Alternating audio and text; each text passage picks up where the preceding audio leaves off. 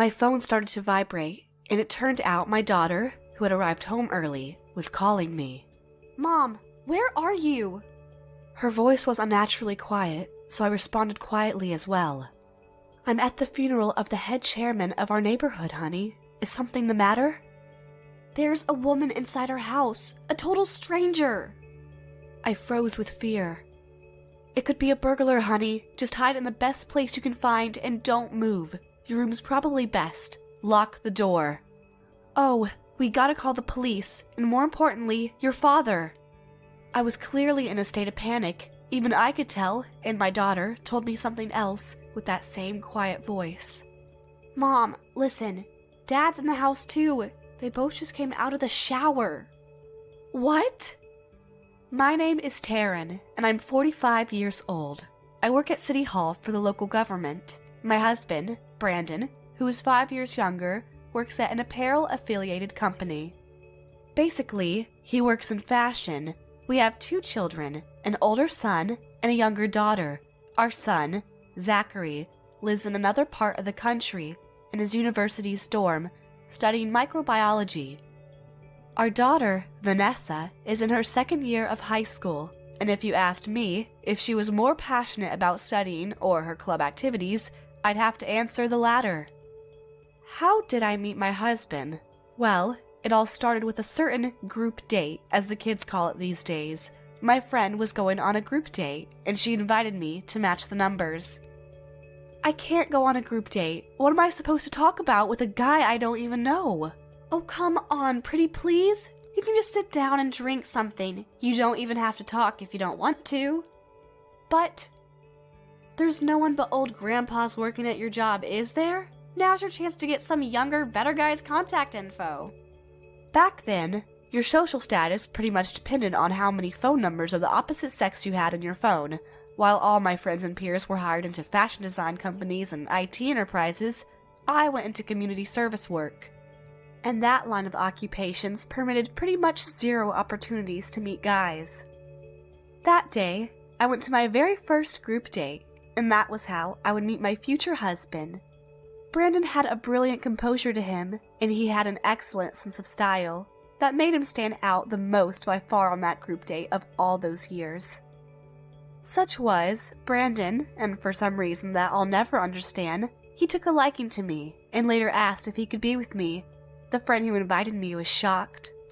What? Why would he want to go out with someone like you? I really have no clue. I don't know what I have that could be appealing to any man. I'm so frustrated. Everyone was hoping they would become his girlfriend. I somehow managed to power through some amount of pressure from my friends and went on to be in a relationship with him. Why did you want to go out with me? Compared to my friends, I have nothing to show for. Something about your aura calms me down, you see? You make me feel something I've never felt before, and it's so nice. I was a bit worried about the fact I was dating a guy 5 years younger than me, but, unlike what his appearance suggested, he was naive in an adorable way, and he also liked to be spoiled. My job does have something to do with fashion, and I'm often a bit picky about how everyone looks, including myself. I often get burnt out because of this, and when I feel exhausted, being around you just calms me down very much. I guess I can understand. I don't understand much of anything about fashion after all. That's not quite it. My parents work in the livestock industry, and I didn't want to inherit their job, so I found this line of work as a means of running away. Sometimes my ambition makes me so exhausted. This business can be rewarding, but it's also pretty hard. Coming to you and your kindness and that aura makes me want to be with you. I'm so glad you put it that way, because now I know I can be myself with you. After 22 months, he proposed marriage to me, and we tied the knot soon thereafter.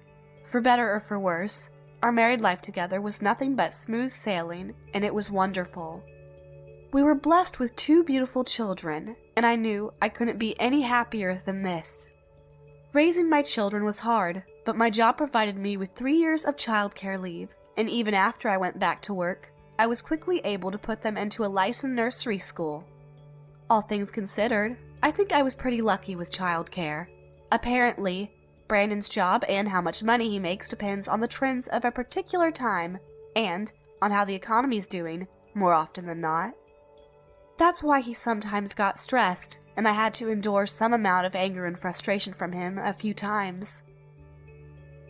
Ugh, I'm so tired, honey. And you get support even during your childcare leave. Must be nice to have a stable salary rolling in even though you're not even working. Sometimes I feel like I'd kill to leave my job to find something that's more stable. While I was on my childcare leave, he did sometimes say things like that in a tone I did not appreciate. However, when our darling Zachary was diagnosed with an illness, he thanked me from the bottom of his heart, saying, I'm so sorry, honey, for leaving all the childcare work in your hands. You're the reason why I can go to work without any concern, and I want you to know I really appreciate that. After some time, I eventually grew more tolerant to his occasional outbursts, because I knew that deep down I was making a difference, and he was very, truly thankful for that. Brandon's outbursts became less frequent themselves, perhaps because he was also got more patient over time, and our fights became very sparse. With the years piling on slowly but surely as husband and wife, he probably started to consider the home something like a business partner, and perhaps he'll find ways to appreciate it. Such was our relationship, but recently, his company's performance took a nosedive and was staying below average for the better part of a month. Brandon currently holds the position of section manager, and he's working on a big, important project that could land him another promotion. His extra hours at the office were at an all-time high, and his stays overnight at the office, along the business trips and negotiations, were more frequent. His outbursts of frustration acted up again because I get to come home at a fixed time every day. Community service must be nice, for real. You sit down at a desk all day and you get to go home at around the same time every day. It's not so nice as you might think. I mean, sure, I may be committing less time to my job compared to yours, but it's a desk job. I really want to travel around, like you do. I get bored sometimes, sitting at my desk all day every day. For this project to work, I need the exquisite fashion sense of the youth now. You're 5 years older than me, and I can't get any inspiration. That's a little too far, don't you think? But it's true, isn't it? Your line of work is mostly designed for boring, old, incompetent grandpas, and you basically work for the same demographic mostly. It's behind the times, for real. Up until then, the things we would argue over would be something small and easily fixable, but nowadays, his complaining seemed to sound more and more like he didn't approve of me as a human being, and the things he said hurt me a lot more often. I'm going on a business trip starting tomorrow. I shouldn't really say that, considering the fact you've never experienced something like that before. Don't call me unless it's an emergency, alright? It'll be nothing but a nuisance otherwise. Is that so? I understand. My job, unlike yours, which only makes you sit at a desk for 8 hours straight every day to do work that had already been assigned to you, needs a lot of time to think and be flexible. You have to find the work yourself before you can actually do it. Things are hard these days, huh? It hurt me quite a bit, knowing that my own husband was making fun of my own job. I had been working for the community for a while, and I have lots of experience in the field, and I felt like I had a purpose to help the local people live the best lives they can. And I felt satisfied with it, knowing I was helping so many kind people, and this difference of opinion created a rift between Brandon and I, and it only became more obvious with time. Meanwhile, our children were at the age where they were completely focusing on themselves, and with school, studying, and their active social lives, Noticing their parents were having a dispute just simply couldn't occur to them. Zachary's doing his best in college, living in a dorm room, and finding out what it's like to live away from home on his own. He keeps me up to date on his studies and his social life, and I can vouch he's having a very fulfilling life. Vanessa often goes on trips with her basketball team outside the region for tournaments and training camps, leaving the house to me and my husband. Hello, Zach, my darling. How are you doing? What's new? Mom? I'm doing great. Thanks for asking. Something the matter? I just wanted to hear your voice, honey. It's a pretty bad time, I'm not gonna lie. I'm busy with an assignment right now. I'll talk to you later. I said he keeps me up to date, but it often doesn't seem enthusiastic on his part. My calls were often something like that, and something like, Hey, Mom, do you think you could send me some money? I need to buy a new pair of shoes. What? Again? You brought a new pair not too long ago, honey. It was a pretty bad choice, honestly. The soles got worn pretty quickly. Thanks, Mom. See you later. That daughter of mine, only coming to her mother because she needs an allowance. Even without my help, my children can do what they want to do with themselves. They're very independent. While I was happy, I didn't have to take care of them very much anymore. A part of me felt pretty lonely too. Call it a mother's bane, and also a wife's bane. Two things were making me a bit miserable these days. The fact that I wasn't fully adapting to living a life without seeing much of my children, and the fact my own husband, who was struggling to keep afloat at his job, was scorning me and the work I did for a living. There were some days when the loneliness and sadness just settled in pretty overwhelmingly, and it sometimes was hard not to cry at work. Such was life for some time, until one day, late at night, when I welcomed Brandon home, I noticed a discernible scent of soap coming from him. I thought it was just my imagination playing with me, but then I grew skeptical of the idea, because he smelled like soap every single time we got back home after that. That could only mean one thing. Brandon was bathing before coming back home. Hey, honey, you're coming home pretty late these days consistently. Do you go somewhere every night, or? I'm always at work, damn it! You don't think I'm going out gallivanting and wasting my money on bullshit, do you? I don't, but it's just... Furthermore, I discovered long strands of brown hair clinging to his clothes when I took them out of the washing machine. My hair, as well as my daughter's, are both short and black. I started to suspect he was having an affair, but, considering how I couldn't really have a proper conversation with him, being so short a temper these days, I didn't know how to deal with it, and for a while, it concerned me a lot. During that time, the head chairman of our neighborhood council suddenly passed away, and I was invited to the funeral. I say invited when mostly I mean I would be helping out with the ceremony, and I was also to spend a night elsewhere.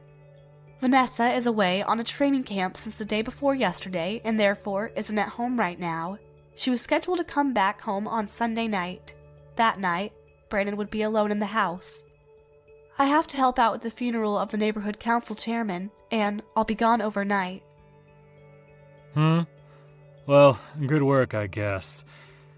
I come home late every night now, so I guess I just really don't care, to be honest. The neighborhood council chairman was an old man, and his wife had left this world a few years prior. He was always compassionate towards elderly folk, and to people who were struggling with their day-to-day lives. And his contributions to the social welfare of the neighborhood is something worthy of respect. He didn't have family, nor did he have many friends that outlived him, so we took it upon ourselves at City Hall to work together and give him the nice traditional funeral he deserved. The memorial service took place on Friday night, and everything went smoothly. Afterwards, I arranged for the incense that smoked next to where his head lay rest until morning, and also went on to help preparing for the cremation and the burial. Later on that night, my phone started to vibrate, and I found my daughter calling. It turned out that one of the coaches on her trip contracted a pretty contagious infection, and the camp was canceled. The players were all dropped off at their homes by the other coaches, and she had arrived home much earlier than what we expected. So that's what happened, and now I have nothing to do at home. Are you staying somewhere else overnight this time? Yes, I am, honey. How do you feel? Do you feel sick? I don't think so, Mom. I feel fine. Then you could study. My head hurts, and I think my throat hurts too. I feel so tired I could sleep for years without waking up. I'm going to bed now. Why am I not surprised? Close the front door, okay? Your father might not come home tonight either. I will. Good night, Mom. Good night, honey. I was worried about leaving my daughter alone in the house overnight, but she was old enough and independent enough to take care of herself, and it wouldn't be helped in my case. I went on to finish up the preparations, made my way to my hotel room, showered, watched a bit of TV, and went to sleep. Saturday morning, the next day, we were right in the middle of the ritual chanting during the council chairman's cremation when my daughter called me again. Mom, where are you? Her voice was unnaturally quiet, so I responded quietly as well. I'm at the funeral of the head chairman of our neighborhood, honey. Is something the matter? There's a woman inside our house, a total stranger. I froze with fear. It could be a burglar, honey. Just hide in the best place you can find and don't move. Your room's probably best. Lock the door. Oh, we gotta call the police, and more importantly, your father. I was clearly in a state of panic. Even I could tell, and my daughter told me something else with the same quiet voice. Mom, listen. Dad's in the house too. They both just came out of the shower. What? Mom, what should I do? I didn't realize Dad was also home, and I actually just called the police before calling you. Before I hung up, I instructed her to stay in her room and to not come out until I got home. I then immediately called Brandon. He doesn't seem to answer. As far as I could tell, the woman that Vanessa had seen was none other than the woman who my husband was having an affair with. The fact that he'd just come out of the shower meant that my daughter's own father was cheating on her mother in the very same house where she was. I continuously tried reaching out to Brandon, and after perhaps a dozen attempts, he finally answered the damn phone. He sounded extremely annoying, and his tone was unlike anything I ever heard from him. The hell do you want? I'm very busy right now. Listen, someone's inside. I admittedly sounded like a chicken scared shitless, and Brandon got furious and prevented me from saying any more. Why the frick are you calling me? If it isn't something important, don't freaking call me at all, damn it! I could hear police sirens wailing in the background on his end, and then I said, "It's over." Wait, what? What do you mean? I could hear the police sirens getting louder on his end. I was pretty sure there were more than one police car surrounding the house right now, and I could even hear the faint hum of a fire truck. What followed was the sound of a police officer shouting angrily as he pounded his fist on the door, and the screams of the woman who was having the affair with him.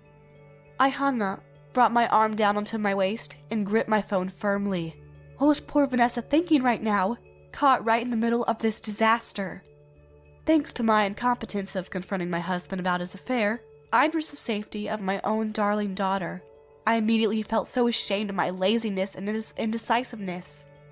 Hearsay thereafter revealed that Brandon tried to send the police back by explaining to them that the report was a complete mistake, but when the police told him that the name of the person who reported to them was none other than his own daughter, he was dumbfounded. What? My daughter? But she's away on a basketball training camp, officer. I've been alone in this house this whole time, I assure you. Your daughter is inside this house. Care to tell me where she is, buddy? Are you sure you're the owner of this house? Who's that woman behind you? The police smelled a legitimate crime and interrogated him and the woman for some time afterwards. I left for home in the middle of the cremation process. By the time I arrived, rushing in through the front door, 2 officers stood there, blocking the way in. 2 other police cars were parked strategically, just in case there really was a burglar. I am the owner of this house. This is my husband, and that woman is his lover. My daughter is waiting, scared in her bedroom right now as we speak. I shouted all of that at once. I caught Brandon and his lover in their undergarments, facing interrogation from the officers. Upon seeing me, both my husband and the woman behind him became wide-eyed. The officers seemed to have understood what was actually going on, and one of them fetched a megaphone from their car and called for Vanessa to come down. Your mother's home now, Miss Vanessa Richards. You may come down now. Vanessa promptly appeared from her room, and as she pushed past her father and the woman clutching his arm, glaring at them and their pathetic undergarments with tearful eyes, started to sob as she threw her arms around me. That glare from his daughter might as well have been a M18 bullet. Brandon went dangerously pale and collapsed to his knees, sobbing. Vanessa let her voice be heard as she cried into my shoulder, and minutes of me rubbing her head, caressing her hair, and offering words of consolement passed. Brandon admitted to having an affair, convinced his wife and daughter were absent from the house. After the police checked and double-checked if the person who reported to them, namely Vanessa, was okay, determined the situation as non-criminal and promptly returned to the station, paying their respects. I thanked them for their service and sent them off with a homemade treat, and as they started to drive away, the officer used the megaphone to say, We may not be able to arrest you, but that doesn't mean what you two did to Mrs. Richards and her daughter isn't forgivable. You should be ashamed of yourselves, Brandon Richards, Christine Mahone. This was cruel and inhuman. Justice is served. You understand the consequences, I hope. Brandon just stared at the floor and never looked up. After the police left, I said to my husband and to his bitch, Do you realize how serious your crimes are? Did you not stop and think about what you were doing? No, you don't understand. This is our family home, Brandon. You did the unspeakable in this house, with a child present no less. Shame on you. I thought Vanessa was away on her training camp. I didn't think anyone was home. Something just snapped inside me. When have I ever said this would be okay if she really was on her training camp? Your stupid excuses are not gonna help you. Do you need brain surgery, Brandon? What is going on with you? She said she wanted to come to my house. Wait, what? No, I didn't say anything like that. You're the one who invited me. That's enough. I understand now. Seems like my logic can't reach you two dumb pricks.